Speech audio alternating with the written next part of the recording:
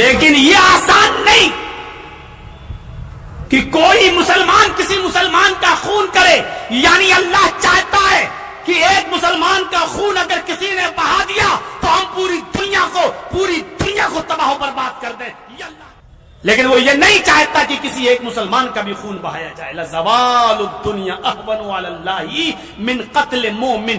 ایک مومن کے خون سے زیادہ اللہ کے لیے یہ آسان ہے کہ پوری دنیا کو ہلاک و برباد. لو ان اہل السماء، پورے آسمان والے یعنی فرشتے، آسمان کی ساری مخلوق یعنی فرشتے اللہ کو چھوڑ کر، سب سارے آسمان والے والارض، اور ساری زمین والے، سارے زمین والے یعنی پوری دنیا کے لوگ، ساری دنیا مل کر، اوفو ایک مسلمان کے عزت دیکھو، ساری دنیا کے انسان مل جائیں اور آسمان کے سارے فرشتے مل جائیں، اشترکو فی دم مومن، اور سب مل کر ایک مسلمان کو قتل کر دیں،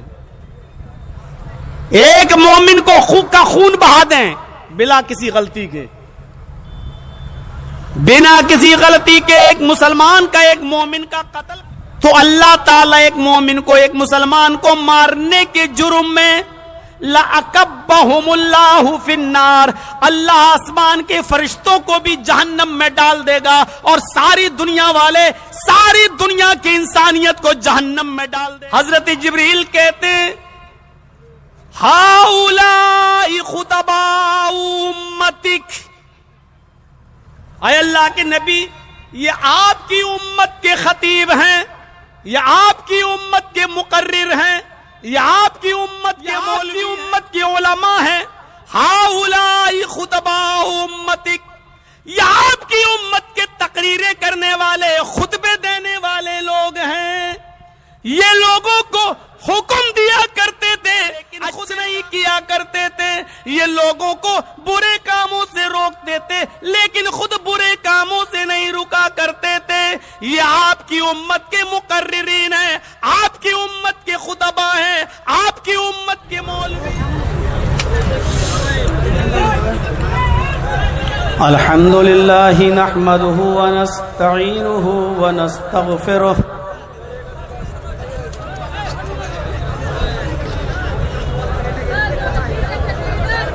ونعوذ باللہ من شرور انفسنا ومن سیئات اعمالنا.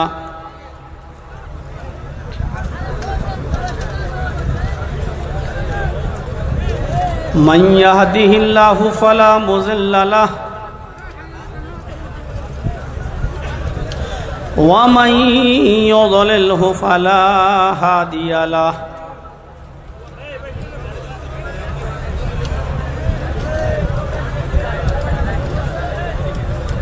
وأشهد أن لا إله إلا الله وحده لا شريك له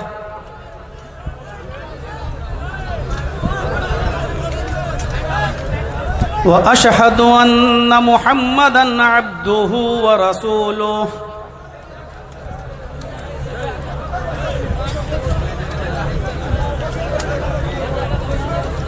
أما بعد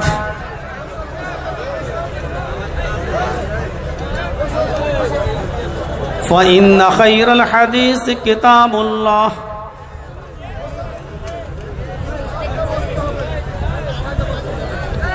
وخير الهدي هدي محمد صلى الله عليه وسلم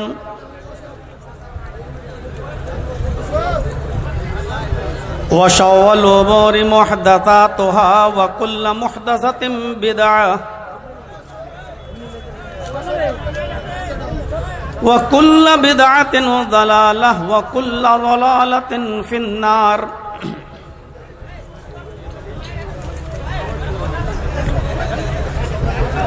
أعوذ بالله من الشيطان الرجيم. بسم الله الرحمن الرحيم.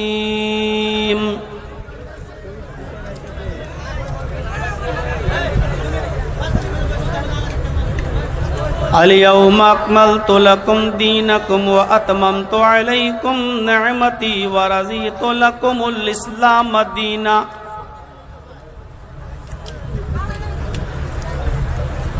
رب اشرح لی صدری ویسر لی امری واحلل عقدۃ من لسانی یفقہوا قولی.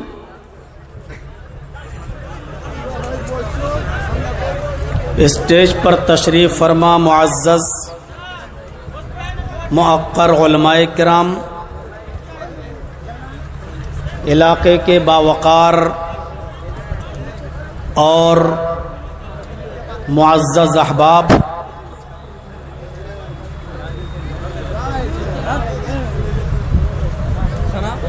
قرب و جوار سے، اطراف و اکناف سے تشریف لائے ہوئے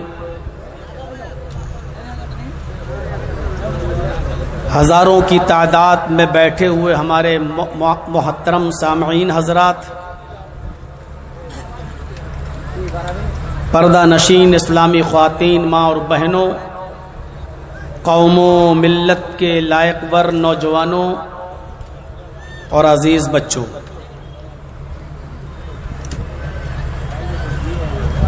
مجھے پہلے یہ بتایا گیا کہ آپ کو 1 بجے وقت مل جائے گا،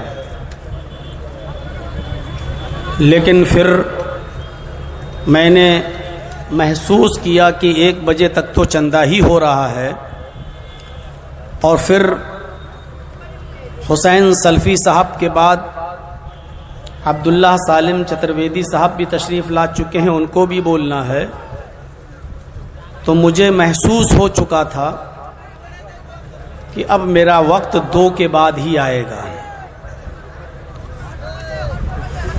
آپ نے آج کے اس جلسے کو بہت ہی کامیاب بنایا ہے۔ اب آپ آخری دور سے گزر رہے ہیں۔ میں سمجھتا ہوں کہ شاید میری تقریر بھی لاسٹ ہی ہو، میرے بعد کوئی مقرر نہ ہو۔ آپ نے بہت سنجیدگی کے ساتھ سنا ہے۔ آخری پڑاؤ میں، آخری مرحلے میں اس جلسے کو آپ ناکام مت کیجیے، بہت ہی سنجیدگی کے ساتھ سنیے۔ آپ کے اس جلسے کی کامیابی 100% اس کی گارنٹی میں دیتا ہوں جب مجھ جیسے چیف گیسٹ کو اور مقرر خاص کو بھی آپ کے علاقے میں جب 1 گھنٹہ جام میں پھنسنا پڑا ہو اور سڑک سے لے کر مجھے اپنے مقام تک پہنچنے میں 1 گھنٹے سے اوپر کا وقت لگ گیا ہو، جو بارات کا دولہا ہو جب اس کے ساتھ یہ حال ہو تو پھر باراتیوں کا حال کیا رہا ہوگا، یہ میں اچھی طریقے سے سمجھ رہا ہوں۔ اللہ نے آپ کے اس جلسے کو بہت کامیاب کیا ہے۔ آخری وقت میں بھی آپ اس کو کامیاب بنائیے۔ آج آپ کے مجمع نے، آپ کی بھیڑ نے، آپ کی تعداد نے یہ بتا دیا ہے کہ کتنا بھی الیکشن کا دور ہو اور کتنا بھی معاملہ دوسرا ہو، لیکن دین سے محبت ابھی ہمارے دلوں میں باقی ہے، اسلام سے محبت ہمارے دلوں میں باقی ہے۔ یہ جلسہ میں دینی جلسہ ہے، اس لیے سیاست سے اس جلسے کا کوئی تعلق نہیں ہے۔ ہمیں دین کی باتیں سننا ہے اور کوشش کرنا ہے کہ سننے سے زیادہ ہم اس پر عمل کریں، کہ عمل سے زندگی بنتی ہے، جنت بھی اور جہنم بھی۔ ہمارے جیسے عمل ہوں گے ویسے ہی ہمیں اس کا نتیجہ ملے گا۔ اچھے عمل تو اچھا نتیجہ، برے عمل تو برا نتیجہ، اچھا عمل تو جنت، برا عمل تو جہنم۔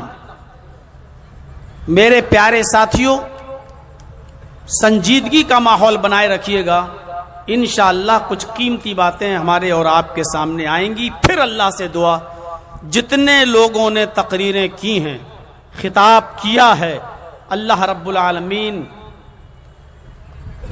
خطاب کرنے والوں کو بھی اور جو سن رہے ہیں ان کو بھی عمل کرنے کی پوری پوری توفیق عطا فرما۔ قرآن کریم کی یہ آیت جو میں نے ابھی آپ کے سامنے خطبہ مسنونہ کے بعد تلاوت کی ہے، یہ حجۃ الوداع کے موقع پر یہ آیت نازل ہوئی تھی، اور اس آیت کے اندر یہ بتایا گیا ہے کہ اسلام مکمل ہو چکا ہے، دین مکمل ہو چکا ہے، دین کے اندر کوئی کمی باقی نہیں رہی۔ الیوم اکملت لکم دینکم، آج میں نے تمہارے لیے تمہارے دین کو مکمل کر دیا۔ وَأَتْمَمْتُ عَلَيْكُمْ نِعْمَتِي، اور اپنی نعمتوں کا اتمام کر دیا، اس کو بھی پورا کر دیا۔ جو چیزیں حلال ہونا تھی حلال ہو چکی، جو چیزیں حرام ہونا تھی حرام ہو چکی۔ آج کے بعد اب نہ حلال چیز حرام ہوگی نہ حرام چیز حلال ہوگی۔ اپنی تمام نعمتوں کا اتمام کر دیا۔ وَرَضِيتُ لَكُمُ الْإِسْلَامَ دِينًا، اور میں اسی دین اسلام سے راضی اور خوش ہو گیا۔ اللہ تعالی اسی اسلام سے راضی اور خوش ہوا ہے، جو اسلام ہمیں جناب محمد الرسول اللہ صلی اللہ علیہ وسلم نے دیا ہے۔ یاد رکھیے گا ایک چیز، اگر کوئی کام ہمیں اللہ کے نبی نے نہیں دیا، رسول اللہ نے نہیں دیا، آپ کے صحابہ نے اگر اس پر عمل نہیں کیا، اور ہم اس کام کو دین سمجھ کر کریں، تو وہ کام کبھی دینی کام ہو ہی نہیں سکتا۔ امام مالک رحمت اللہ علیہ تو یہ فرمایا کرتے تھے، من ابتدع فی الاسلام بدعۃ یراھا حسنۃ فقد زعم ان محمدا قد خان الرسالہ۔ امام مالک رحمت اللہ علیہ کا فرمان ہے یہ کہ اگر کوئی شخص دین کے اندر نئی بدعت ایجاد کرتا ہے، دین کے اندر نئی چیز نکالتا ہے، جس کام کو اللہ کے نبی نے اور صحابہ نے نہیں کیا ہے، کوئی شخص اس کام کو کرتا ہے، یراھا حسنۃ، اور اس کو اچھا سمجھتا ہے کہ یہ اچھا کام ہے، دین کا کام ہے، فقد زعم ان محمدا قد خان الرسالہ، تو وہ یہ عقیدہ رکھتا ہے، اس کا ایمان ہے اس بات پر کہ محمد الرسول اللہ نے رسالت کے ساتھ خیانت کی ہے، یعنی اللہ کا دین ہم تک مکمل نہیں پہنچایا۔ سمجھ لیجیے آپ، اگر کوئی شخص یہ کہے کہ ارے اچھا ہی تو ہے یہ کام، اس میں برائی کیا ہے، اور وہ کام اسلام میں نہیں ہے، وہ کام دین میں نہیں ہے، وہ کام اللہ اور اس کے رسول اور صحابہ نے نہیں دیا ہے، اور کوئی کہے کہ اس میں برائی کیا ہے، ارے اچھا ہی تو کام ہے یہ، تو وہ یہ عقیدہ رکھتا ہے کہ محمد الرسول اللہ نے دین کو مکمل نہیں پہنچایا، دین کو کے ساتھ خیانت کی ہے۔ تو اس لیے میرے بھائیوں، دین وہی ہے جو اللہ کے نبی جناب محمد رسول اللہ نے ہمیں دیا۔ یہ خطبہ، یہ آیت حجۃ الوداع کے موقع پر نازل ہوئی، اور حجۃ الوداع میں 1,44,000 صحابہ کا مجمع تھا۔ کتنا؟ 1,44,000 کا۔ آپ نے حجت الوداع کے 2 خطبے دیے. ایک خطبہ دیا 9 تاریخ کو عرفات کے دن عرفہ کے میدان میں, اور آپ نے ایک دوسرا خطبہ دیا 10 تاریخ کو یوم النحر, وہ مینا کے میدان میں.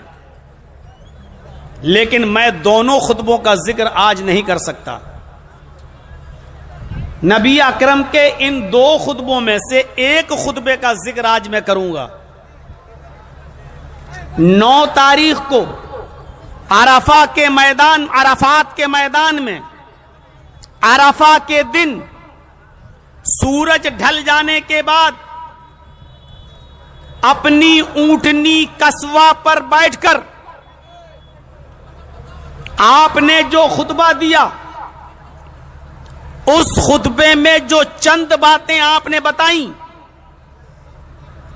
گویا کہ پوری زندگی آپ نے نبی بننے کے بعد 40 سال کے بعد 63 سال تک 23 سال کی محنت کا نچوڑ, 23 سال کی محنت کا ایسنس, 23 سال کی محنت اور دعوت و تبلیغ کا خلاصہ آپ نے 9 تاریخ کے خطبے میں پیش کر دیا تھا. صرف 10 منٹ یا 12 منٹ یا 15 منٹ کا خطبہ تھا بس وہ. اور اس خطبے کے الفاظ سنیے آپ, کتنی چیزیں اس خطبے میں آپ نے بتا دی. منع کیا پھر بھی آپ لوگ بنا رہے ہیں. الیکشن کا زمانہ ہے, الٹے سیدھے تھمبنیل بنا دو گے. آپ کو کیا معلوم ہے, ہم یہاں بیٹھے ہیں, ہمارے پاس نوٹس آ چکا ہے گورنمنٹ کی طرف سے کہ آپ ایک بھی بات قرآن و حدیث سے ہٹ کر نہیں بولیں گے. صرف دینی جلسوں میں آپ جائیں گے بس. چناؤ بہار میں ہو رہا, نوٹس میرے پاس یو پی میں آ رہا ہے گورنمنٹ کا, اور آپ لوگ اپنی حرکت سے باز نہیں آتے ہیں. اور ہم پرمیشن بھی دے دیں لیکن الٹے سیدھے تھمبنیل بنانے سے باز نہیں آتے آپ لوگ. اتنا بولنے کے بعد بھی دیکھیے پھر بھی لگا دیا آپ, 3 کیمرے ادھر لگے, یہ لگا یہ لگا یہ لگا. میری ویڈیو میرے کیمرے میں لگی ہوئی ہے, اپنا بچائیے گا, اپنا ایک ہٹائیے گا, ایک لگا رہنے دیجئے, یہ والا یہ ہمارا اپنا ہے, اس کو لگا نہ دیجئے. ہم اپنا ثبوت کے لیے رکھتے ہیں. آپ حالات سمجھ نہیں رہے اس وقت کیا ہیں. آپ خوش نصیب ہیں اپنے یہاں. ہم لوگوں سے پوچھئے, اتر پردیش کے اندر مجھے اپنی مسجد میں بھی, اپنی مسجد میں, باہر روڈ پر تو چھوڑو, مجھے اپنی مسجد میں بھی اگر تقریر کرنا ہو آدھا گھنٹہ تو پہلے پرمیشن لینا پڑتی ہے. صرف اپنی مسجد میں بھی, جس مسجد کا میں متولی ہوں, جس مسجد کا میں ذمہ دار ہوں, اس مسجد میں بھی بولنے کے لیے. اور جب پرمیشن لینے جاتا ہوں تو LIU لکھ دیتا ہے کہ جرجیت صاحب کی تقریر میں فساد ہو سکتا ہے, اور DM کی طرف سے پرمیشن ریجیکٹ ہو جاتی ہے. میری اپنی مسجد, اللہ کا گھر, جس کا میں ذمہ دار ہوں, متولی سیکریٹری ہوں, اس مسجد میں بھی LIU یہ رپورٹ لگاتا ہے. یہ حالات ہیں اتر پردیش کے اندر, اور آپ کی ویڈیو ڈالتے ہیں, وائرل ہو جاتی ہے. یہ کچھ تو سمجھنے کی کوشش کریے آپ ہماری بات کو.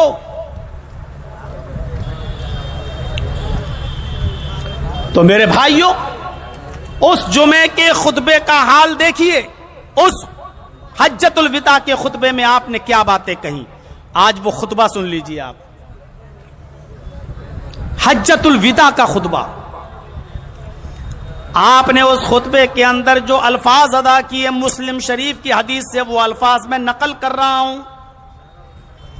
بھیا اب تو بیٹھ جاؤ, مجھے معلوم تھا کہ صرف ویڈیو بنانے آئے ہو, نہیں بنانے دیا جائے گا تو اب تقریر سے کوئی مطلب نہیں, سننے سے اب جا سکتے ہیں آپ, لیکن ڈسٹرب مت کریے بیچ میں. اس خطبے کے اندر اللہ کے نبی صلی اللہ علیہ وسلم کے جملوں پر غور کیجئے. ان دماءکم و اموالکم حرام علیکم کحرمت یومکم ھذا فی بلدکم ھذا فی شہرکم ھذا. الا کل شیء من امر الجاہلیت تحت قدمی موضوع ودماء الجاہلیت موضوعۃ وان اول دم نزع من دمائنا دم ابن ربیعہ بن الحارث کان مسترزعا فی بنی سعد فقتلہ ہذیل ورب الجاہلیت موضوع وان اول ربا ازو ربانا ربا عباس بن عبد المطلب فانه موضوع كله فاتقوا الله في النساء فانكم اخذتموهن بكلمة الله بامان الله واستحللتم فروجهن بكلمة الله. ابھی آدھا خطبہ ہوا ہے، ضرورت پڑے گی تو خطبے کا اور حصہ بعد میں پورا کر دیا جائے گا، پہلے اس آدھے خطبے کو سمجھا دوں. اللہ کے نبی اس خطبے میں فرماتے ہیں مسلمانوں، ابھی میں نے بتایا مجمع کتنا تھا، بھیڑ کتنی تھی. آپ لوگ تو یہ چند ہزار لوگ نہیں کر پا رہے ہیں کنٹرول. 1,44,000 کا مجمع تھا، مائک بھی نہیں تھا اس زمانے میں، اور اللہ کے رسول اپنی قصوہ نامی اونٹنی پر بیٹھ کر یہ خطبہ دے رہے ہیں اور سارے لوگ سن رہے ہیں، غور سے سن رہے ہیں. کوئی اٹھ نہیں رہا، بیٹھ نہیں رہا ہے.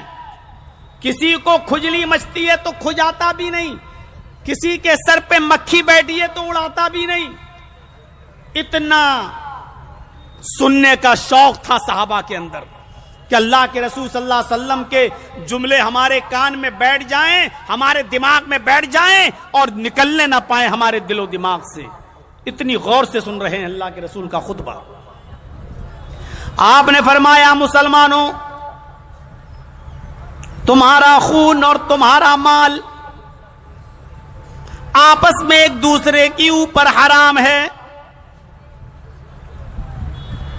ان دماءکم واموالکم حرام علیکم کحرمت یومکم ھذا. مسلمانوں، تمہارا خون اور تمہارا مال ایک دوسرے کے اوپر ایسے ہی حرمت والا ہے جیسے آج کا دن عرفے کا دن حرمت والا ہے. کا حرمت یومکم ھذا، جیسے آج کا دن پاکیزہ ہے، حرمت والا ہے، عزت والا ہے، جیسے تم عرفہ کے دن کی عزت کرتے ہو. ہر مسلمان عرفہ کے دن کی عزت کرتا ہے کہ نہیں کرتا؟ 9 تاریخ کو روزہ رکھتا ہے کہ نہیں رکھتا ہے؟ عرفہ کا دن عزت والا دن ہے. جو عرفہ کے دن 9 تاریخ کا روزہ رکھتا ہے اس کے 1 سال کے اگلے اور 1 سال کے پچھلے گناہ معاف کر دیے جاتے ہیں. اتنا بڑا عزت والا دن ہے وہ. تو اللہ کے نبی فرماتے ہیں جیسے آج کا دن عزت والا ہے ایسے ہی ہر مسلمان کا خون عزت والا ہے.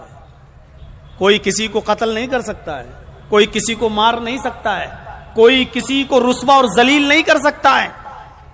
اور پھر خون کے ساتھ ساتھ آپ نے ایک جملہ اور ادا کیا، مال بھی عزت والا ہے. کوئی مسلمان کسی دوسرے مسلمان کا مال ناجائز طریقے سے نہیں کھا سکتا ہے. ارے سنو یار، آج کا خطبہ آپ کو بہت سی چیزوں کی طرف اشارہ کرے گا. معاشرے میں، ہمارے سماج میں جو چیزیں پائی جا رہی ہیں ان تمام چیزوں کی طرف آج اشارہ ہوگا. اللہ کے رسول نے اپنی 23 سالہ زندگی کا نچوڑ، 23 سالہ نبی، 23 سال میں آپ نے کیا کیا لوگوں کو بتایا، ان تمام چیزوں کا خلاصہ اس خطبے کے اندر پیش کر دیا آپ نے. جیسے آج کا دن حرمت والا ہے، عزت والا ہے، فی بلدکم ھذا فی شہرکم ھذا، جیسے یہ شہر، یہ مکہ عزت والا ہے. مکہ کتنا عزت والا شہر ہے، اور جیسے یہ مہینہ کتنا احترام والا ہے، ذی الحجہ کا مہینہ، قربانی کا مہینہ. اللہ کے نبی نے مسلمانوں کے خون و مال کی عزت اور تکریم کیسے بتائی ہے کہ جیسے تم آج کے دن کی عزت کرتے ہو، اس شہر مکے کی عزت کرتے ہو، اور اس مہینے کی یعنی قربانی کے مہینے کی ذی الحجہ کی عزت کرتے ہو، ایسی مسلمانوں کے خون اور مسلمانوں کے مال کی عزت بھی کرو۔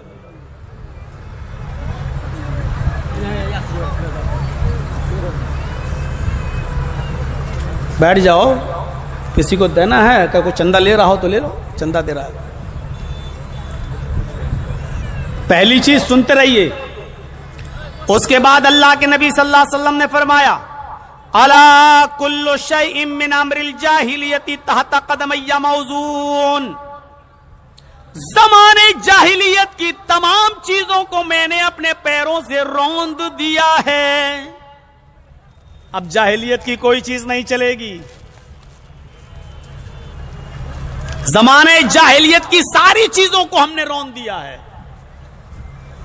اچھا چیزیں تو کئی بتائیں، ایک ایک چیز بتاتا چلوں۔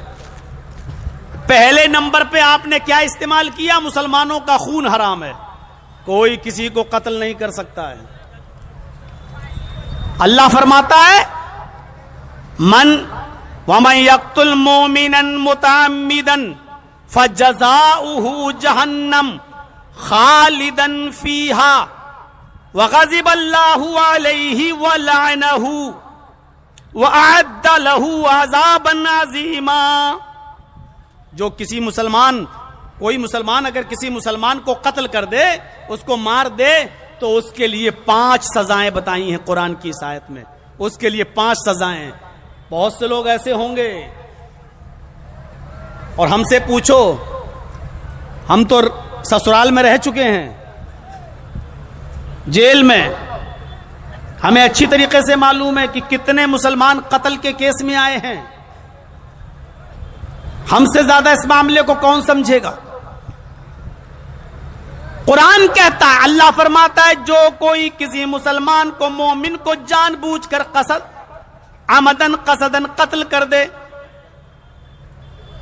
فجزاؤہ جہنم، اس کا ٹھکانہ، اس کا انعام کیا ہے، اس کا بدلہ، وہ جہنم میں جائے گا۔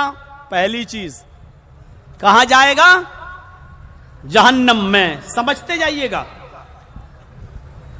دوسرا عذاب خالدن فیہا، اس کے اندر وہ ہمیشہ رہے گا، کبھی نکالا نہیں جائے گا۔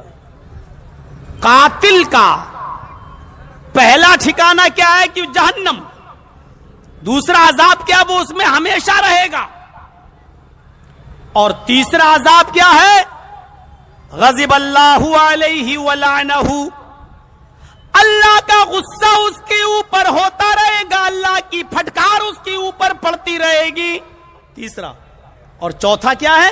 وَلَعْنَهُ، اور اللہ کی لعنت برستی رہے گی اس کے اوپر۔ اور پانچواں وَأَعَدَّ لَهُ عَذَابًا عَظِيمًا، اور اللہ نے اس کے لیے جہنم کے اندر بہت بڑا عذاب تیار کر رکھا ہے۔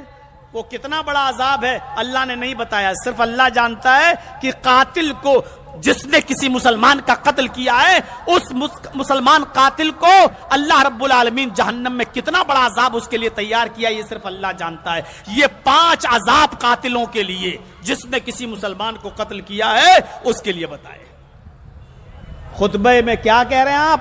مسلمان کا خون اتنا آسان نہیں ہے کہ آپ جب چاہیں گے کسی مسلمان کو گالی دے دیں گے، جب چاہیں گے کسی مسلمان کو ماں بہن کی گالی دے دیں گے، جب چاہیں گے آپ کسی مسلمان کا مرڈر کر دیں گے، جب چاہیں گے آپ کسی مسلمان کا خون بہا دیں گے۔ اللہ کے نبی فرماتے ہیں، سنیے حدیث، اللہ کے رسول نے کیا فرمایا؟ لا یحل دم امرئ مسلم، لا یحل دم امرئ مسلم یشہد ان لا الہ الا اللہ وانی رسول اللہ الا باحدی ثلاث، السیب الزانی والنفس بالنفس والتارک لدینہ۔ 3 چیزوں کی طرف اشارہ کیا۔ اللہ کے نبی فرماتے ہیں کسی مسلمان کے لیے کسی مسلمان کا خون بہانا حلال نہیں ہے، کوئی مسلمان کے لیے کسی بھی ایسے مسلمان کا خون بہانا، اس کا قتل کرنا جائز نہیں ہے، حلال نہیں ہے۔ جو مسلمان کلمہ پڑھتا ہو، لا الہ الا اللہ کہتا ہو، اس بات کا اقرار کرتا ہو کہ اللہ کے علاوہ کوئی معبود نہیں، اور وہ مجھے اللہ کا رسول مانتا ہو، وہ انی رسول اللہ، اور وہ مانتا ہو کہ محمد اللہ کے رسول ہیں، ایسے آدمی کا قتل کرنا کسی مسلمان کے لیے حلال نہیں، الا باحدى ثلاث۔ ہاں اگر ان تین چیزوں میں سے کوئی ایک چیز پائی جا رہی ہے اس مسلمان کے اندر تو اس کا قتل کیا جا سکتا ہے۔ وہ تین چیزیں کیا ہیں؟ الا باحدى ثلاث، تین چیزوں میں سے کوئی ایک چیز اگر کسی مسلمان کے اندر پائی جا رہی ہے تو پھر اس مسلمان کا قتل کرنا حلال ہو جائے گا، جائز ہو جائے گا، لیکن آپ کے لیے نہیں، ہمارے لیے نہیں، جہاں اسلامی حکومت ہوگی وہاں، جہاں اسلامی شریعت نافذ ہوگی وہاں۔ وہ تین کام کیا ہیں، یا تینوں کاموں میں سے کوئی ایک کام کیا ہے جس پر مسلمان کا قتل کرنا جائز ہو جاتا ہے؟ تین کاموں میں سے پہلا کام سنیے، السیب الزانی، کوئی شادی شدہ انسان ہے،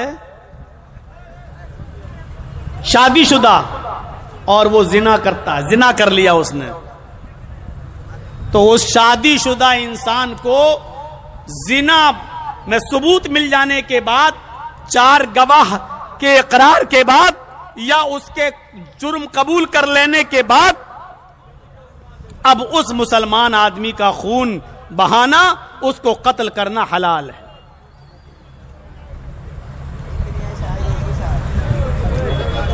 اب آپ لوگ اکتا چکے ہیں، مجھے معلوم ہے، 2:30 بجے جب ٹائم دیں گے تو یہی ہوگا۔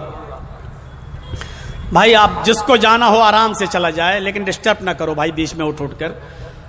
ہم تو کسی کو زبردستی بٹھاتے بھی نہیں ہیں، اب ہم اپنا ٹائم ہے، ہم تو لیں گے اپنا وقت جب ہمارا، اور یہ بھی ہے کہ اب کمیٹی والے جب چاہیں گے ہمیں ٹائم دیں گے،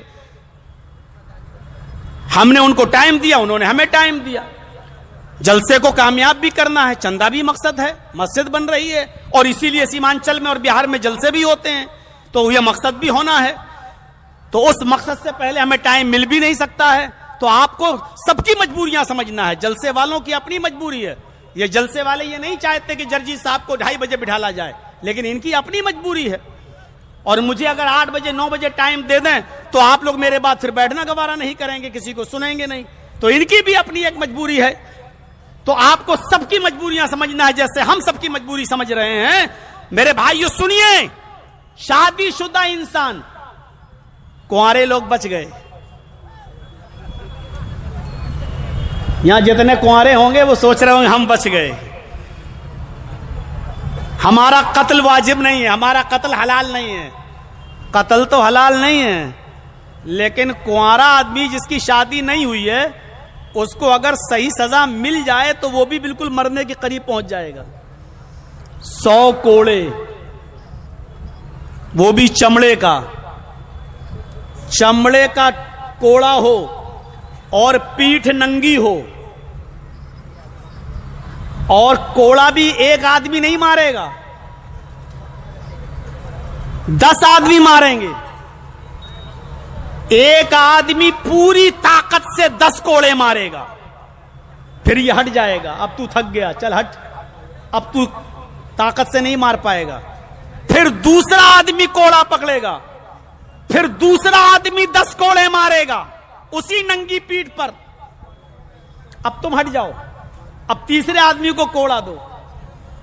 سوچئے 100 کوڑے،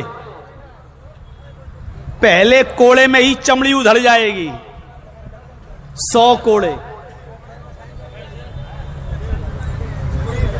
مسلمان کے خون کی کتنی عزت ہے، لیکن ماں بہن بیٹیوں کی عزت اس سے بھی زیادہ، کہ اگر کسی شادی شدہ شخص نے کسی کی بہن بیٹی کے ساتھ زنا کیا ہے تو پھر اس شادی شدہ آدمی کو نہیں چھوڑا جائے گا۔ جہاں اسلامی حکومت ہوگی وہاں پتھروں سے مار مار کے اس کو رجم کر دیا جائے گا، سنسار کر دیا جائے گا، اس وقت تک پتھر اس پہ برسائے جائیں گے جب تک کہ اس کی روح نہ نکل جائے۔ اب تو عرب کے اندر پتھر نہیں مارے جاتے ہیں، گردن کاٹ دی جاتی ہے، اس کی آسان موت دے دیتے ہیں، گردن کاٹ دو، پتھروں سے ماریں گے تو بڑی تکلیف ہوگی، اب اس کی گردن کاٹ دیتے ہیں۔ پہلا آدمی، کسی مسلمان کے لیے کسی مسلمان کا خون حلال نہیں ہے.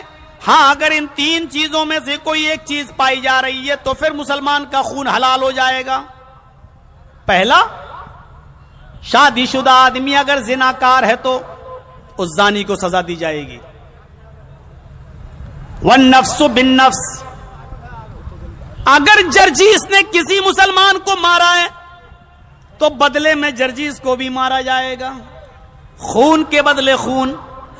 اگر کسی نے کسی کو قتل کیا ہے تو مقتول کے بدلے میں قاتل کو بھی قتل کیا جائے گا.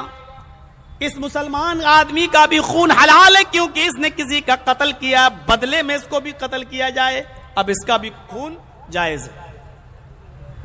اور تیسری چیز بڑی اہم ہے، وَالتَّارِكُ لِدِينِهِ،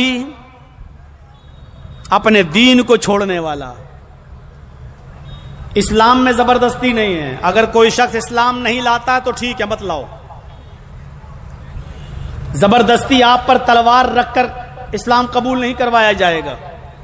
لیکن اگر تم اسلام لا چکے ہو اور قبول کر لیا ہے تو اب چھوڑنا نہیں ہے تمہیں. اسلام قبول نہیں کر رہے ہو چلے گا، لیکن اگر قبول کر لیا ہے تو اسلام کو چھوڑنا پھر جائز نہیں ہے. جو دین کو چھوڑے گا اس کا بھی قتل جائز ہے، جو اسلام سے منہ پھیرے گا اس کا بھی قتل جائز ہے. ہماری وہ بہنیں، ہماری وہ بیٹیاں، ہماری وہ بچیاں جو آج کالجز میں اور یونیورسٹی میں پڑھ رہی ہیں اور غیر مسلم لڑکوں کے ساتھ بھاگ جاتی ہیں اور مندروں میں جا کے، چرچوں میں جا کر، دوسری جگہوں پر جا کر ان کے ساتھ ساتھ پھیرے لگا رہی ہیں، مانگ میں سندور بھر رہی ہیں، اپنا دھرم پریورتن کر رہی ہیں، اسلام کو چھوڑ رہی ہیں. اسلام کے اندر ایسی لڑکیوں کی سزا صرف قتل ہے. اسلام کے اندر ہم ہندوستانی قانون کے مطابق نہیں بتلا رہے ہیں. اسی لیے میں نے چینل والوں کو ہٹوایا تھا، ورنہ یہ کل اسی کو لیتے اور تھمبنیل بنا دیتے کہ ایسی جو لڑکی ہندو بن جائے اس کو قتل کر دو. کس نے کہا؟ مولانا جرجیس. پتا چلا جرجیس صاحب پھر سسرال پہنچ گئے. اس لیے میں منع کرتا ہوں چینل والوں کو، اب نہیں، بہت بھگت چکا ہوں. جو بھی دین چھوڑ دے گا، وَالتَّارِكُ لِدِينِهِ، دین کو چھوڑنے والا، اسلام کو چھوڑ کر پھر سے غیر مسلم ہو جائے، کوئی دوسرے دھرم میں چلا جائے، تو پھر اس مسلمان آدمی کا جو غیر مسلم ہو گیا ہے اس کو بھی اسلامی حکومت جہاں ہوگی وہاں اس کو قتل کر دیا جائے گا. مرتد کی یہی سزا ہے اسلام کے اندر. تو مسلمان کے خون کی بہت عزت ہے. اللہ کے نبی فرماتے ہیں لَزَوَالُ الدُّنْيَا هَوَنُ عَلَى اللَّهِ مِنْ قَتْلِ دَمِ مُؤْمِنٍ مِنْ قَتْلِ مُؤْمِنٍ. اللہ تعالیٰ کے لیے یہ آسان ہے کہ وہ پوری دنیا کو ہلاک کر دے،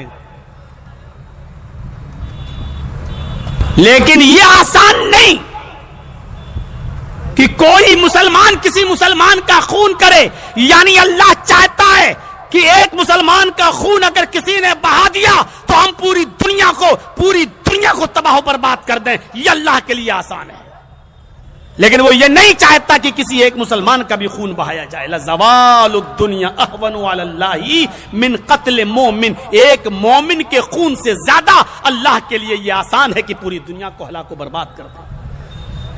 ایک مسلمان کے خون کا احترام دیکھ رہے ہیں آپ. ایک اور حدیث اللہ کے نبی فرماتے ہیں لو ان اہل السماء والارض اشترکوا فی دم مؤمن لأکبہم اللہ فی النار. ابن ماجہ کے الفاظ ہیں، سنن نسائی کے الفاظ ہیں. حدیث سنیے. سارے آسمان والے، کیا مطلب ہوا؟ لو ان اہل السماء، پورے آسمان والے یعنی فرشتے، آسمان کی ساری مخلوق یعنی فرشتے، اللہ کو چھوڑ کر سارے آسمان والے، والارض، اور ساری زمین والے، سارے زمین والے یعنی پوری دنیا کے لوگ، ساری دنیا مل کر، اوفو ایک مسلمان کے عزت دیکھو، ساری دنیا کے انسان مل جائیں اور آسمان کے سارے فرشتے مل جائیں، اشترکو فی دم مومن، اور سب مل کر ایک مسلمان کو قتل کر دیں، ایک مومن کو کا خون بہا دیں بلا کسی غلطی کے،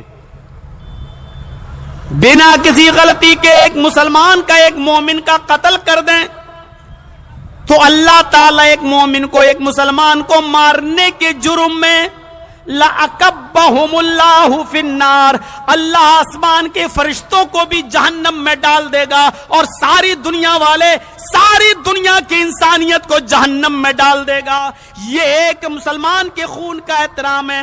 اللہ کے نبی فرماتے ہیں اگر فرشتے بھی ایک مسلمان کے خون میں شامل ہو جائیں اور زمین والے بھی ایک مسلمان کے خون میں شامل ہو جائیں تو اللہ ان سب کو جہنم میں ڈال دے گا۔ علماء بیٹھے، پوچھو اکبہم کہا ہے، اللہ ایسے ہی نہیں پھینک دے گا، منہ کے بل جہنم میں ڈال دے گا، اوندھے منہ الٹا کر کے ان سب کو جہنم میں پھینک دے گا۔ یہ ہے ایک مسلمان کے خون کا احترام، یہ ہے ایک مسلمان کے خون کی عزت۔ اللہ کے نبی فرماتے ہیں یجیء القاتل والمقتول یوم القیامت متعلق براس صاحبی، قیامت کے دن قاتل اور مقتول دونوں اللہ کے سامنے کھڑے ہوں گے۔ قیامت کے دن قتل کرنے والا اور جس کو قتل کیا گیا دونوں اللہ کے پاس کھڑے ہوں گے۔ متعلق براس صاحبی، جس کو قتل کیا گیا وہ قاتل کی گردن پر سوار ہو جائے گا، اس کے سر کے بال پکڑ کر کھینچ کر اس کو لے کر آئے گا۔ مقتول قاتل کو کھینچ کر لائے گا، اللہ کے سامنے لا کر کھڑا کر دے گا، یقول، اور پھر اللہ سے کہے گا سل ھذا لما قتلنی، اے اللہ اس سے پوچھ کہ اس نے دنیا میں مجھے کیوں مارا تھا، اے اللہ اس سے پوچھ کہ اس نے دنیا میں مجھے کیوں قتل کیا تھا۔ ربی سل ھذا لما قتلنی، اے اللہ اس سے سوال کر اس نے دنیا میں میرا مرڈر کیوں کیا تھا، میری بیوی کو بیوہ کیوں کیا تھا، میرے بچوں کو یتیم کیوں بنایا تھا، اس سے پوچھ، یہ ہے میرا قاتل، اس نے مجھے مارا، اس نے مجھے کیوں مارا تھا، اس سے پوچھ، مجھے تو نہیں معلوم، اس سے پوچھ اس نے مجھے کیوں مارا۔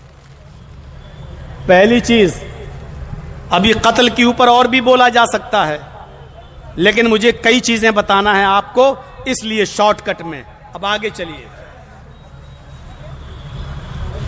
ان دماءکم، مسلمانوں کا خون تمہارے اوپر حرام ہے، کسی کا نہیں بہا سکتے۔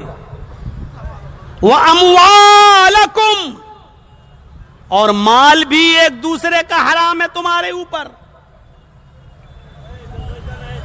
کوئی مسلمان کسی دوسرے مسلمان کا مال ناجائز طریقے سے نہیں کھا سکتا ہے۔ قرآن کہتا ہے یا ایھا الذین آمنوا لا تاکلوا اموالکم بینکم بالباطل، اے مسلمانوں تم آپس میں ایک دوسرے کا مال باطل طریقے سے مت کھاؤ، ناجائز طریقے سے مت کھاؤ۔ باطل کہہ دیا، ہر غلط طریقہ اس میں شامل ہے، باطل طریقے سے آپ مت کھاؤ۔ جرجیت صاحب کی دکان ہے، موبائل سنبھالتے ہیں، میں میکینک ہوں موبائل کا، ایک مثال دے رہا ہوں سنیے حرام کمائی کی۔ جرجیت صاحب موبائل کے میکینک ہیں، موبائل سنبھالتے ہیں، آپ کا موبائل گر گیا، خراب ہو گیا، آپ میرے پاس لے کر آئے، دیکھیے تو صاحب جرجیت صاحب اس میں کیا کمی ہے۔ میں نے دیکھا، دیکھنے کے بعد میں جان گیا ہوں اس میں 100 روپے کی ایک چیز پڑے گی اور یہ صحیح ہو جائے گا۔ میں نے اس سے کہہ دیا صاحب اس میں تو بہت کمی ہو گئی ہے، اس میں تو 1000 روپے کا خرچہ لگے گا۔ صاحب دیکھ لیجئے، غریب آدمی ہوں، 1000 نہیں لوں گا، نہیں دے پاؤں گا، تھوڑا سا دیکھ لیجئے، ڈسکاؤنٹ کریے۔ دیکھیے صاحب اتنا تو اس میں مارجن آتا، کچھ بچتا ہی نہیں ہے، یہ نہیں بچتا وہ نہیں بچتا، 800 روپے میں معاملہ طے ہو گیا۔ اور پھر بھی آپ اس سے کہہ رہے ہیں کہ نہیں صاحب 50 روپے بھی نہیں کماؤں, 100 روپے بھی نہیں کماؤں, پھر ہمارا بیٹھنے کا فائدہ کیا ہے بھائی؟ ہمیں بھی تو کچھ پیسہ بچنا چاہیے. 150 روپیہ آپ نے اس کو بیوقوف بنا دیا اور وہ 800 روپے میں وعدہ کر کے چلا گیا. آپ نے 100 روپے کی چیز ڈال دی اور 800 روپے اس سے لے لیے. آپ کا 800 روپے لینا غلط نہیں ہے, آپ کا یہ کہنا غلط ہے کہ کیا 100 روپے بھی میں نہ کماؤں, کیا 50 روپے بھی میں نہ کماؤں, جبکہ آپ 700 روپے کما رہے ہیں. آپ صاف ستھری بات کرتے کہ صاحب 100 روپے کا اس میں ایک سامان پڑے گا, لیکن ہم آپ سے 800 روپے لیں گے. آپ کو بنوانا ہے تو بنواؤ, نہیں بنوانا تو مت بنواؤ. لیکن آپ نے صاف ستھری بات نہیں کی.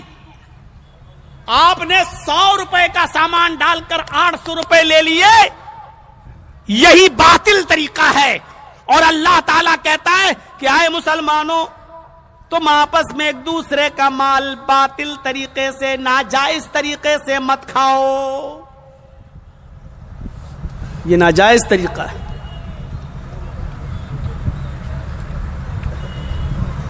ایک سرکاری اسکول ہے, سرکاری اسکول میں میری نوکری لگنا ہے, نمبر اب میرا ہے. فلاں آدمی ریٹائر ہوگا تو اس کے بعد اب نمبر جرجیز کا ہے, لیکن جرجیز کے پاس پیسہ نہیں ہے, نمبر ہے اس کا, قاعدے سے نمبر کے مطابق میں اس حقدار ہوں اس نوکری کا. لیکن میرے ورودھی نے 20 لاکھ روپے رشوت دے کر پرنسپل کو یا صدر کو سرکاری نوکری لے لی, اور پرنسپل نے یہ کہہ دیا صاحب اسکول کو ضرورت تھی, مدرسے کو ضرورت تھی, اس لیے ہم نے لے لیا ہے اور اب آپ کو بعد میں موقع دیا جائے گا. آپ نے حقدار کا حق مار دیا اور جس کا حق نہیں تھا اس سے 20 لاکھ روپے رشوت لے کر, 25 لاکھ روپے رشوت لے کر آپ نے اس کو نوکری دے دی. اب یہ نوکری چاہے سرکاری مدرسے کی ہو یا اسکول کی ہو یا کالج کی ہو, چاہے وہ مدرسہ ہی کیوں نہ ہو, یہ ناجائز طریقے سے کمائی کو کمانا ہے, یہ ناجائز طریقے سے مال کو کمانا ہے. اسی کو اللہ نے کہا لا تأکلوا اموالکم بینکم بالباطل. اے مسلمانوں, تم آپس میں ایک دوسرے کا مال ناجائز طریقے سے مت کھاؤ, باطل طریقے سے مت کھاؤ. یہ باطل طریقہ ہے. اسکولوں میں بھی چلتا ہے, مدرسوں میں بھی چلتا ہے, چناؤ میں بھی چلتا ہے, الیکشن میں بھی چلتا ہے. یہ سب جو حقدار ہے اس کا حق مار لو, جو غیر حق والا ہے اس کو حق دے دو, اس کو کرسی پر بٹھا دو. جس کا نمبر ہے اس کا نمبر کاٹ دو, جس کا نمبر نہ ہو اس کو نمبر پہلے نمبر پر لے آؤ. یہ تمام چیزیں باطل ہیں, حرام ہیں, سراسر حرام ہیں.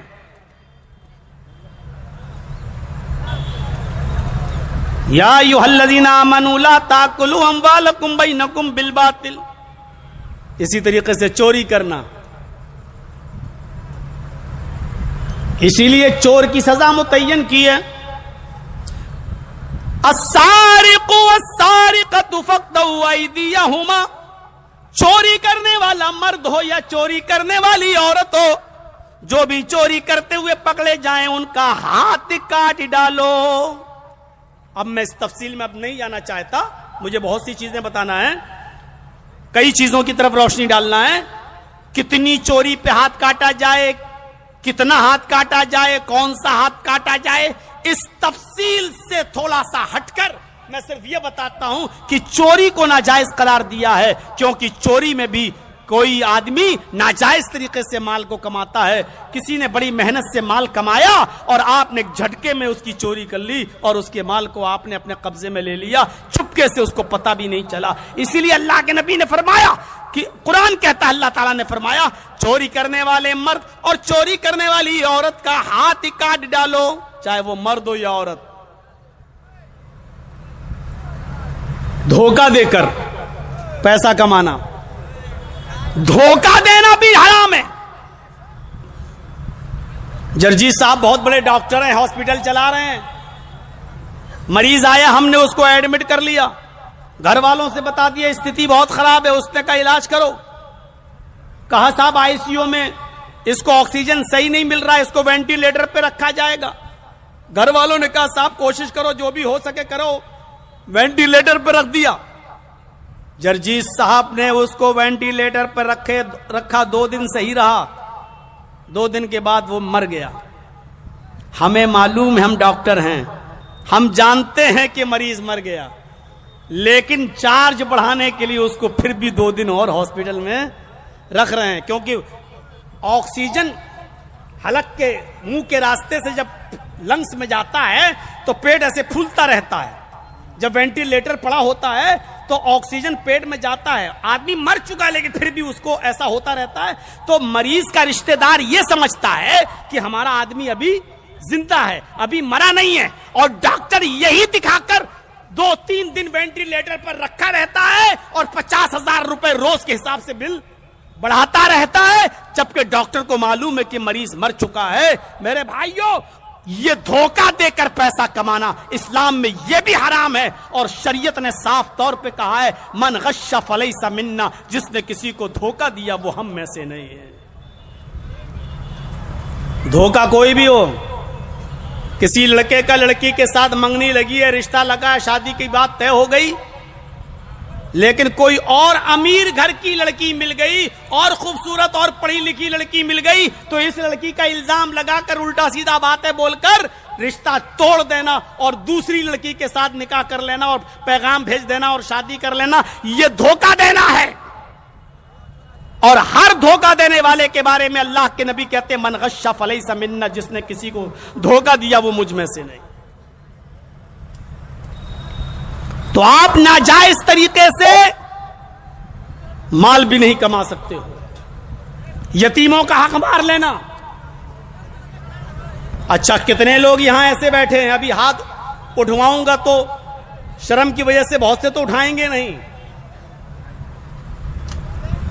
کتنے ایسے لوگ ہیں جنہوں نے وصیت کر دی ہے آج اپنے گھر والوں کو کہ میرے مرنے کے بعد، میرے 4 بیٹے ہیں، 3 بیٹیاں ہیں، میرے مرنے کے بعد شریعت کے مطابق، قرآن و حدیث کے مطابق بیٹے اور بیٹیوں کو اللہ اور اس کے رسول کی شریعت کے مطابق کتاب و سنت کی روشنی میں سب کا بٹوارا کر دینا، جو جس کا حق بنتا ہے وہ دے دینا.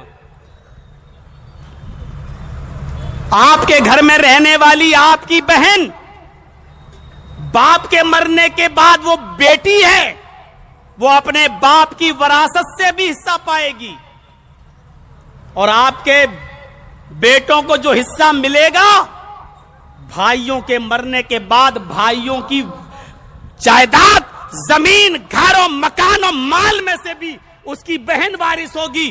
کتنے لوگ ایسے ہیں جنہوں نے اپنی بیٹیوں کا حق ادا کیا ہے، اور کتنے بھائی ایسے ہیں جنہوں نے اپنی بہنوں کا حق دیا ہے.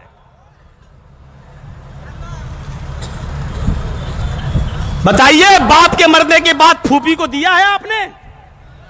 اپنے باپ کی بہن کو حق دیا ہے؟ کون ایسا آدمی ہے جو یا مجرم نہیں ہے؟ کوئی اپنے بیٹی کا حق مار کے کھایا ہوا ہے، کوئی اپنی بہنوں کا حق مار کے کھایا ہوا ہے، اور سننا پڑے گا. یہ قرآن و حدیث کا اسٹیج ہے، قرآن و حدیث سننا پڑے گی آپ کو. اس خطبے میں آپ نے یہی تو بتایا تھا کہ کوئی کسی کا مال ناحق طریقے سے نہیں کھائے گا، تمہارا خون اور تمہارا مال ایک دوسرے کے اوپر حرام ہے. پھر آپ نے تیسری چیز کی طرف اشارہ کرتے ہوئے فرمایا الا کل شیء من امر الجاہلیت تحت قدمی موزون. زمانے جاہلیت کی ساری چیزوں کو میں نے اپنے پیروں سے رون دیا ہے. اب کوئی بھی شخص زمانے جاہلیت کی باتوں کو نہیں دہرائے گا، زمانے جاہلیت کے کاموں کو نہیں کرے گا. اللہ کے نبی یہ بھی فرماتے ہیں کہ ہم نے جاہلیت کے سارے کاموں کو ختم کر دیا، لیکن پھر بھی 4 چیزیں ایسی ہیں جو زمانے جاہلیت سے چلی آ رہی ہیں میری امت ان کو قیامت تک نہیں چھوڑے گی. وہ چیزیں غلط ہیں لیکن میری امت نہیں چھوڑے گی. اربع فی امتی من امر الجاہلیت لا یترکونہن. 4 چیزیں ہیں تو خراب ہیں تو غلط لیکن میری امت ان 4 چیزوں کو کبھی نہیں چھوڑے گی. وہ 4 چیزیں کیا ہیں؟ الفخر فی الاحساب. اپنی برادری اپنی قوم اپنے حسب پر فخر کرے گی. آج ہوتا ہے نا، میں خان ہوں، میں پٹھان ہوں، پٹھان کا بچہ ہوں، میں ترک ہوں، میں سب سے اونچی برادری کا ہوں. ارے اسلام میں اونچی نیچی کوئی برادری ہے ہی نہیں. یہ ہماری اور آپ کی نظر میں ہے، یہ خان ہے، یہ پٹھان ہے، یہ انصاری ہے، یہ جلہا ہے، یہ تیلی ہے، یہ بدیا ہے، یہ دھوبی. یہ ہماری اور آپ کی زبان میں ہے. اسلام میں یہ سب چیزیں نہیں ہیں، سب برابر ہے اسلام میں. تم اپنے آپ کو سمجھتے ہو تو سمجھتے رہو. اللہ کے نبی نے فرمایا یہ 4 چیزیں ہیں جو ہماری امت کبھی نہیں چھوڑے گی. ہے جاہلیت کی چیزیں لیکن میری امت نہیں چھوڑے گی. دوسری چیز والطعن فی الانساب. تانا مارے گی نسب میں. آپ اونچے خاندان کے کسی نیچے خاندان کی لڑکی سے شادی کر لیجئے، ارے اس کی لڑکی لے آیا. ابے خان ہو کر تو جلہے کی لڑکی لے آیا، ارے فلاں کی لڑکی لے آیا. ارے ہمارا گھر دیکھ، ہمارا اسٹیٹس دیکھ، ہماری شان دیکھ، اور تو ایک نیچی خاندان کی لڑکی لے آیا.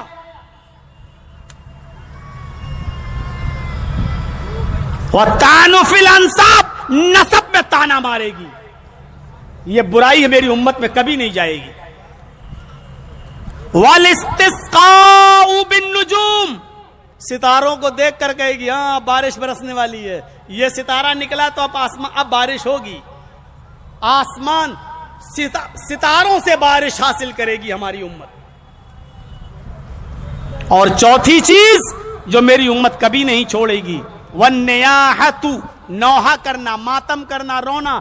اپنے باپ، اپنی ماں، اپنے بیوی، اپنے بچوں کے انتقال پر وہ روئے گی اور ماتم کرے گی، چیخے گی ہائے بیٹا تو مر گیا، اب یہ کھلونے سے کون کھیلے گا.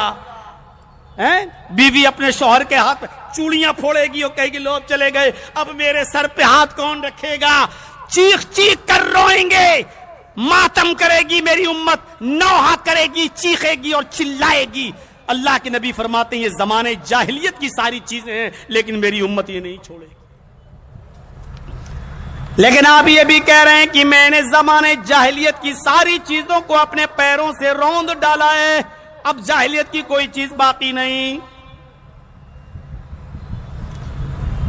چوتھی چیز کی طرف آپ نے فرمایا وَدِمَاءُ الْجَاهِلِيَّةِ مَوْضُوعَةٌ. زمانے جاہلیت میں اگر کسی نے کسی کا خون مرڈر کیا ہے، خون بہایا ہے، مارا ہے کسی کو، تو اب کوئی بدلہ نہیں لے گا کسی سے. چھوڑ دو، ہمارے خاندان کے لوگوں نے تمہارے خاندان کو مارا ہے، تمہارے خاندان والوں نے میرے خاندان کو مارا ہے. آج سارے خون ختم. آج نہ ہم بدلہ لیں گے نہ تم بدلہ لوگے. آج کے بعد خون کرنا حرام ہے، ایک دوسرے کا مرڈر جائز نہیں ہے. اور اب تک جو ہوا ہے ہم تمہارے خون معاف کر رہے ہیں، تم ہمارا خون معاف کرو. اور سب سے پہلے آپ نے اپنے قبیلے کا خون معاف کیا، اپنے خاندان کا خون معاف کیا. آپ نے فرمایا لوگوں سب سے پہلے میں اپنے خاندان کا خون معاف کر رہا ہوں. ان اول دم نزع من دمائنا دم ابن ربیعہ ابن الحارث. میں اپنے خاندان ابن ربیعہ ابن حارث کا خون معاف کر رہا ہوں. یہ چھوٹا بچہ تھا، ابن ربیعہ ابن حارث، یہ چھوٹا بچہ تھا، بالکل دودھ پیتا بچہ. قبیلے بنو سعد میں دودھ پیتا تھا. کان مسترضعا فی بنی سعد. بنو سعد میں یہ بچہ دودھ پیتا تھا.